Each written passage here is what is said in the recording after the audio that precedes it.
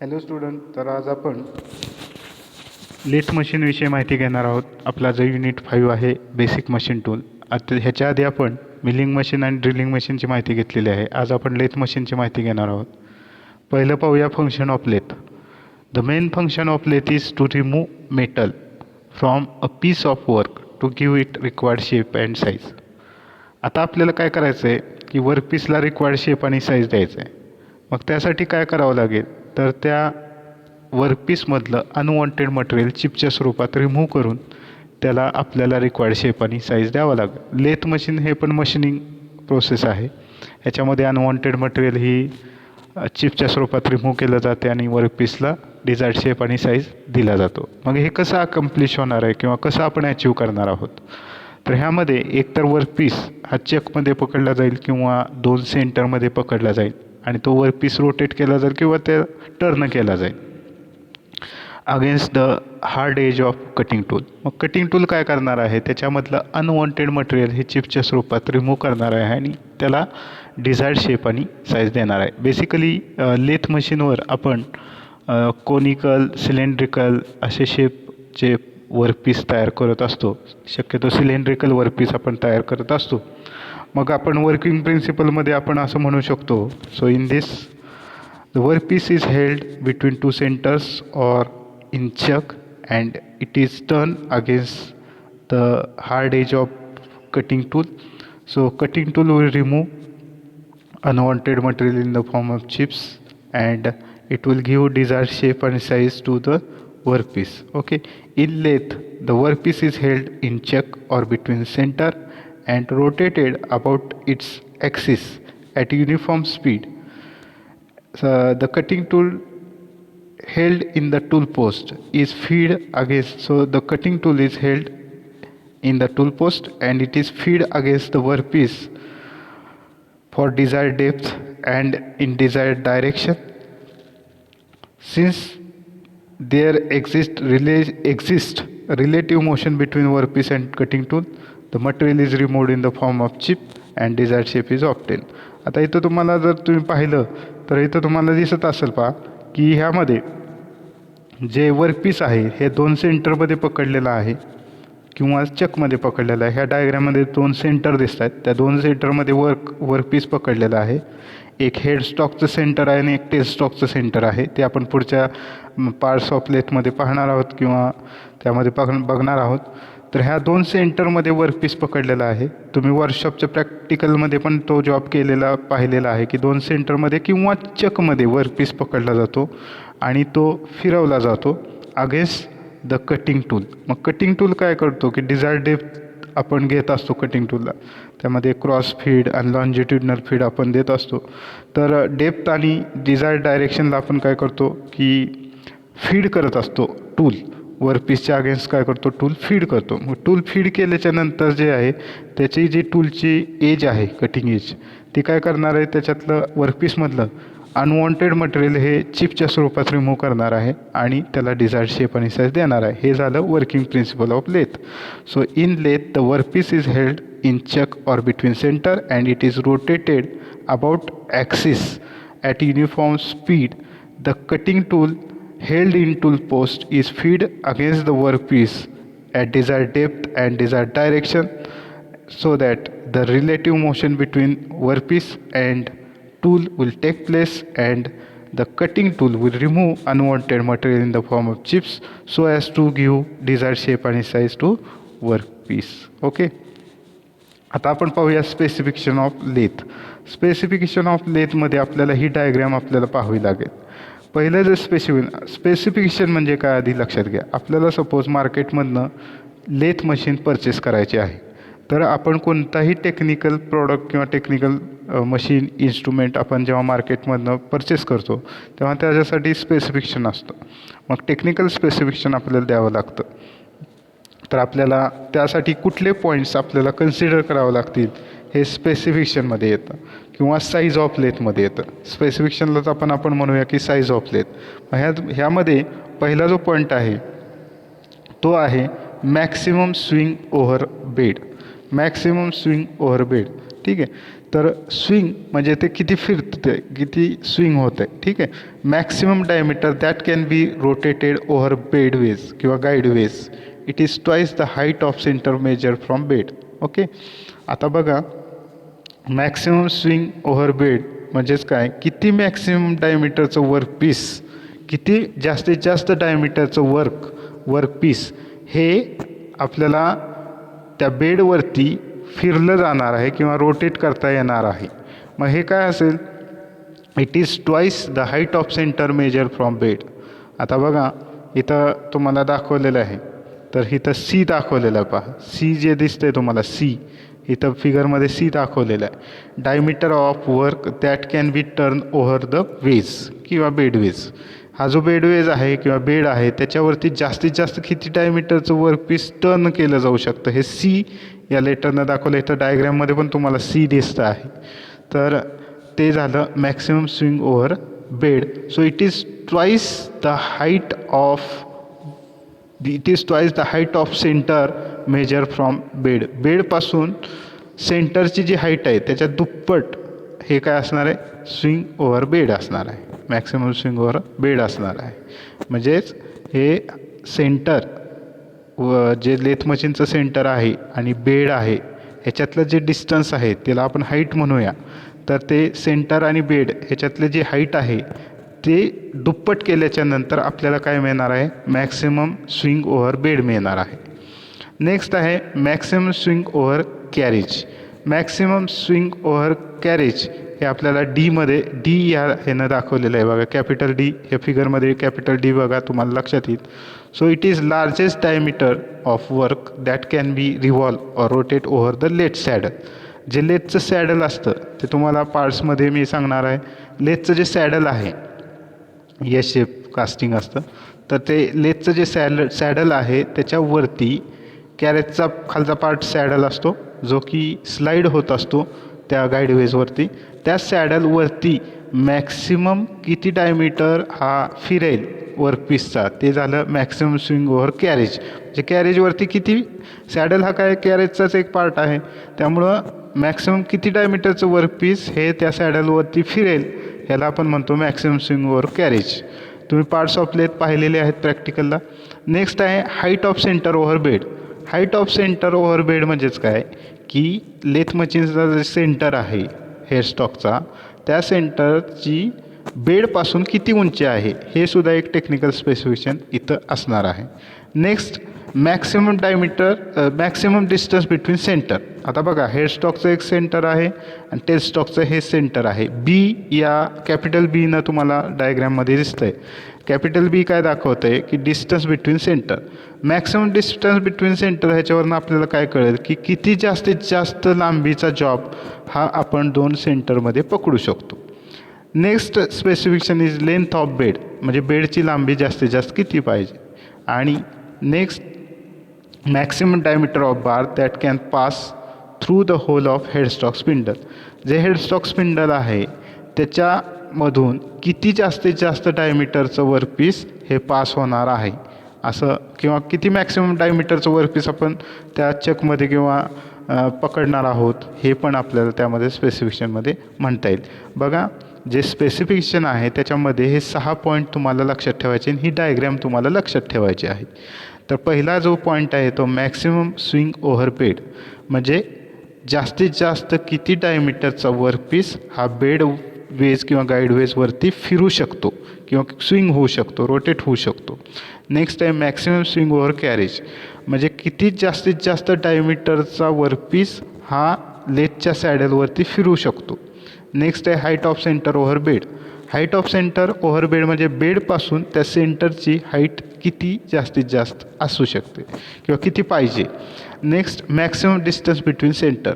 दोन सेंटरमधलं जास्तीत जास्त अंतर हे आपल्याला काय समजणार आहे की किती जास्तीत जास्त लांबीचा जॉब आपण पकडू शकतो दोन सेंटरमध्ये. नेक्स्ट आहे length of bed. Length of bed मग आपल्याला लक्षात येईल किती फ्लोअर स्पेस एरिया आपल्याला ऑक्युपाय होऊ शकतो किंवा अवेलेबल आहे लेंथ ऑफ बेड. आणि नेक्स्ट आहे की maximum diameter of bar that can passes through hole of headstock spindle. जास्तीत जास्त किती डायमीटरचा बार किंवा वर्कपीस हे चकमध्ये पकडता येईल किंवा ते हेडस्टॉकच्या स्पिंडलमधनं पास होणार आहे. So this is all about specification of lathe. Next is classification of lathe. Classification of लेथमध्ये पहिलं जे लेथ मशीन आहे ती म्हणजे bench lathe. Okay, first is bench lathe. आता बेंच लेथमध्ये काय सांगता येईल की bench lathe it is small. Okay, small lathe, ह्याची साईज काय असणार आहे, स्मॉल असणार आहे. आणि ह्याच्यामध्ये सगळ्या आपल्याला अटॅचमेंट आणि त्याच्यामध्ये ॲसेसरीज आपल्याला प्रोव्हाइड केल्या जातात जे की आपण लेथ मशीनवर पाहतो. त्या सगळ्या अटॅचमेंट आणि सगळे ऑपरेशन जे स्पीड लेथ किंवा इंजिन लेथ परफॉर्म करू शकते ते सगळे ऑपरेशन हे बेंच लेथ पण परफॉर्म करते. आणि ह्याच्यामध्ये हे स्मॉल जॉबसाठी, ज्याचा साईज कमी आहे अशा जॉबसाठी आणि ॲक्युरेट वर्कसाठी आपण बेंच लेथ वापरतो. ही साईज न कमी आहे. लेथ ही बेंचवर आहे, सहजगत्या आपण बेंच जे आहे त्याच्यावरती सुद्धा अकोमोडेट करू शकतो ही लेथ, किंवा त्याच्यावरती माउंट करू शकतो. अशा पद्धतीने ही बेंच लेथ आहे. म्हणजे हे कशासाठी असणार आहे की स्मॉल जॉबसाठी असणार आहे. स्मॉल जॉबसाठी असणार आहे आणि ह्याचा साईज पण स्मॉल असणार आहे. आणि स्मॉल वर्क, ज्याचा वर्कपीसचा साईज कमी आहे अशा वर्कसाठी आपण बेंच लेथ वापरतो. ॲक्युरेट वर्क पाहिजे असेल, प्रिसाईज वर्क पाहिजे असेल तर. आणि ह्याच्यामध्ये सगळ्या आपल्याला अटॅचमेंट दिले जातात किंवा सगळे ऑपरेशन आपण परफॉर्म करू शकतो जे की स्पीड लेथवर करू शकतो. Next is speed lathe. आता नावातच आहे स्पीड लेथ, म्हणजे ह्याचा जो स्पीड आहे तो स्पीड हाय आहे, जवळजवळ 1200 ते 3600 RPM एवढा स्पीड आहे. आता ह्याच्यामध्ये जे स्पीड लेथ आहे त्यामध्ये आपल्याला बेड दिलेला असतं, हेडस्टॉक असतो, टेलस्टॉक असतो. टूल पेस्ट जे आहे ते माउंटेड ऑन ॲडजस्टेबल साईड. आता आपण ह्याच्यामध्ये जे वर्क फीड करतो ते वर्क आपण काय करतो की टूल हे मॅन्युअली आपण फीड करत असतो with the help of hand. ठीक आहे. आणि ह्याच्यामध्ये जो कटिंग फोर्स आहे तो कटिंग फोर्स आपल्याला इथं स्पीड लेथमध्ये मिनिमम लागतो. कटिंग फोर्स आपल्याला मिनिमम लागतो. ठीक आहे. आणि ह्याच्यामध्ये परत प्रकार आहेत, वुडवर्किंग लेथ, त्याच्यानंतर सेंटरिंग, पॉलिशिंग आणि स्पिनिंग. ह्याचे सब टाईप आहेत स्पीड लेथचे, की वुडवर्किंग आहे, सेंटरिंग आहे, पॉलिशिंग आहे, स्पिनिंग आहे. तर speed lathe, so lathe machine which is driven at high speed, it is driven by power and it consists of bed, headstock, tailstock, adjustable slide for supporting tool. शक्यतो आपण hand feed देत असतो, hand feed provide केलेला असतो ह्याच्यामध्ये. आणि ह्यामध्ये परत सब टाईप आहेत, वुडवर्किंग आहे, सेंटरिंग आहे, मेटल स्पिनिंग आहे, पॉलिशिंग आहे. ठीक आहे. Next is engine or centre lathe. आता पूर्वीच्या काळी स्टीम इंजिनवर ह्या लेथ चालू व्हायच्या किंवा it is driven by steam engine, त्यामुळे त्याला इंजिन लेथ असं म्हटलेलं आहे. पण आता त्याला आपण सेंटर लेथ म्हणतो. आता ह्याच्यामध्ये आपल्याला स्पिंडल स्पीड ॲडजस्ट करण्याचा आपल्याला मेकॅनिझम ह्याच्यामध्ये दिलेला असतो. आता हे जे कटिंग टूल आहे ते कटिंग टूल आपण क्रॉस आणि लॉन्जिट्युडल डायरेक्शननं फीड करू शकतो to the lathe axis with the help of carriage. आता ह्याचे जे पार्ट्स आहेत त्यामध्ये बेड आहे, हेडस्टॉक आहे, टेलस्टॉक आहे, त्याच्यानंतर कॅरेज दिलेला असतो, फीड रॉड दिलेला असतो, लीड स्क्रू आहे. आता ही जी लेथ आहे ती एकतर बेल्टच्या साह्यानं ड्रिव्हन असेल, बेल्ट ड्राईव्ह दिलेला असेल, किंवा मोटारचा ड्राईव्ह दिलेला असेल, किंवा गिअर ड्राईव्ह दिलेला असेल. त्याच्यावरनं त्याचं सब डिव्हिजन किंवा सब टाईप आहेत, बेल्ट ड्रिव्हन, मोटार ड्रिव्हन आणि गिअर हेड लेथ. तर ह्या इंजिन लेथ किंवा सेंटर लेथ तुम्हाला लक्षात आलं असेल की पूर्वीच्या काळी आपण हे स्टीम इंजिनवर ह्या लेथ चालू व्हायच्या, त्यामुळे ह्याला इंजिन लेथ नाव पडलेलं आहे. ह्याच्यामध्ये हेडस्टॉक जो इंजिन लेथचा आहे किंवा सेंटर लेथचा आहे त्याच्यामध्ये नंबर ऑफ स्पिंडल स्पीड आपण अचीव करू शकतो. ठीक आहे. आणि ह्याच्यामध्ये आपण जो टूल फीड करतो तो लॉन्जिट्युडनल क्रॉस डायरेक्शननं आपण फीड करू शकतो. ह्याच्यात कॅरेज प्रोव्हाइड केलेलं आहे, फीड रॉड प्रोव्हाइड केलेला आहे, लीड स्क्रू आहे. आणि ह्यामध्ये जे काही स्पिंडलला पॉवर मिळणार आहे ती एकतर बेल्टच्या साह्यानं, बेल्ट ड्रिव्हन असेल, किंवा इंडिव्हिज्युअल मोटारच्या साह्यानं किंवा गिअरच्या साह्यानं आपल्याला त्यामध्ये ड्राईव्ह दिलेला असेल. नेक्स्ट आहे ते म्हणजेच टूल रूम लेथ. आता टूल रूम लेथ हे आपण सपोज की आपल्याला इन्स्ट्रुमेंट किंवा गेजेस तयार करायचे आहेत. ठीक आहे. म्हणजेच आपल्याला ह्याच्यामध्ये ॲक्युरेसी असणं अत्यंत आवश्यक आहे. हे इंजिन लेथ किंवा आपलं सेंटर लेथसारखंच आहे, पण ह्याच्यामध्ये स्पेशल अटॅचमेंट आपल्याला प्रोव्हाइड केलेले असतात, जेणेकरून जास्तीत जास्त ॲक्युरेट आणि प्रिसाईज वर्क आपल्याला मिळावं. टूल रूम लेथ जे आहे त्याच्यामध्ये स्पिंडल स्पीड हा 10 RPMपासून ते 2500 RPMपर्यंत आपण अचीव करू शकतो. आता सपोज की आपल्याला असे वर्क पाहिजेत की जे गेजेस म्हणून आपण वापरणार आहेत वर्कपीस किंवा डाईज जिग्स, ह्याच्यामध्ये ॲक्युरेसी ही सगळ्यात महत्त्वाची असते.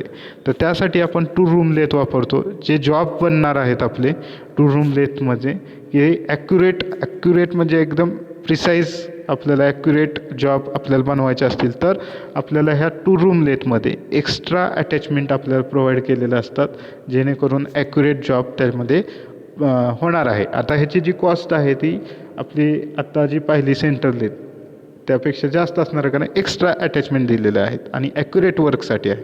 ह्याच्यामध्ये कमीत कमी स्पीड हा 10 RPMपासून जास्तीत जास्त 2500 RPMपर्यंत आपण मिळवू शकतो.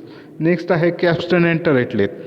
कॅप्स्टन अँड टरेट लेथमध्ये काय आहे की टेल स्टॉक जो आहे जो टेल स्टॉक आहे इंजिन लेथचा या सेंटर लेथचा जो टेल स्टॉक आहे it is replace by hexagonal turret.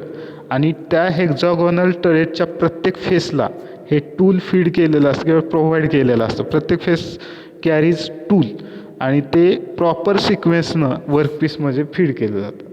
लक्षात घ्या की कॅप्स्टन अँड टरेट लेथमध्ये जो आपला सेंटर लेथ आहे त्याचा जो टेल स्टॉक आहे it is replace by hexagonal turret आणि त्याच्या प्रत्येक फेसला हे टूल प्रोव्हाइड केलेलं असतं किंवा it carries each face of this hexagonal turret carries a tool आणि तो एक प्रॉपर सिक्वेन्सनं आपण फीड करत असतो वर्कपीसमध्ये.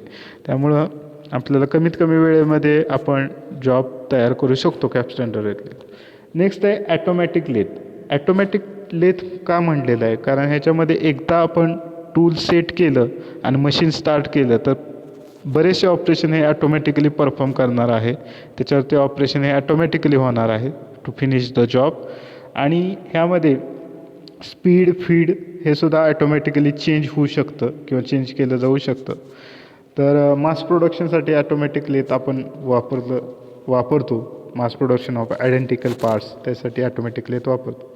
नेक्स्ट आहे स्पेशल पर्पज लेथ.